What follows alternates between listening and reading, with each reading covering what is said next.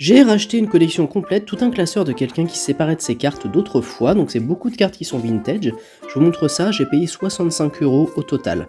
Les cartes sont pas en très bon état, à l'exception de quelques hits que je vous réserve pour la fin, qui eux étaient mis sous sleeve officiel, donc bien solide. Ce Obali, contrairement à ce qu'on pourrait croire au niveau du brillant, est une vraie carte.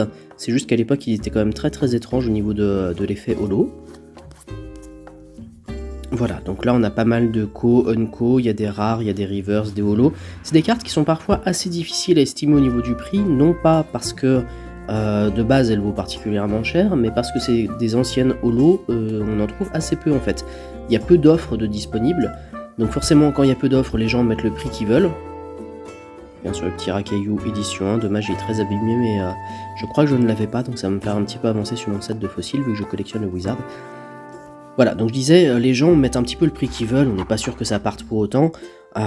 C'est pas vraiment forcément ça qui va permettre d'estimer la cote d'une carte. Regardez-moi ça là. Putain, je passe devant, c'est un peu rapide, mais magnifique. Un Dialga niveau 70 en reverse, Palkia niveau 78, Giratina holo et un Rayquaza derrière.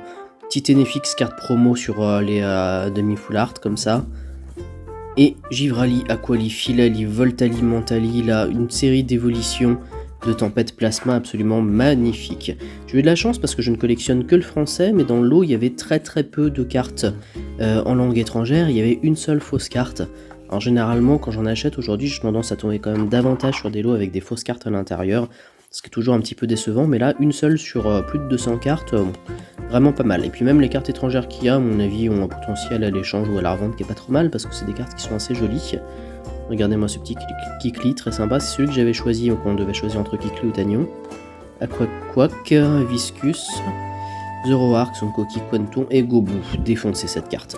Hop, je sais pas si je vais réussir à tout vous présenter en moins de 3 minutes parce que ça va quand même faire un bon paquet de cartes.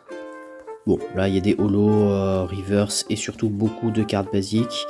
Un petit Zarbi que je viens de passer, le L, je suis en train de composer l'alphabet, j'ai bientôt terminé. Gruekin McDo, très rétro, sympa. Voilà, je vais passer un petit peu rapidement là-dessus, parce qu'après, même si c'est des cartes... un Miaou Steam Rocket, cool ça. Voilà, c'est des cartes qui sont relativement basiques, c'est pas les choses qui vont vous intéresser le plus, je pense que vous allez être content plutôt en voyant ce que j'ai réservé pour la fin. Un petit Giratina X que j'avais déjà, Lugia par contre je l'avais pas, donc celui-ci va partir dans mon classeur à promo. Latios Coffre des Dragons, avec le stamp, un petit peu de tempête plasma, et enfin les 4 hits pour lesquels j'avais acheté la collection, c'est ceux qui ont fait que j'ai contacté le gars qui vendait, ce Mewtwo magnifique, et ce Lucario V-Star, absolument superbe.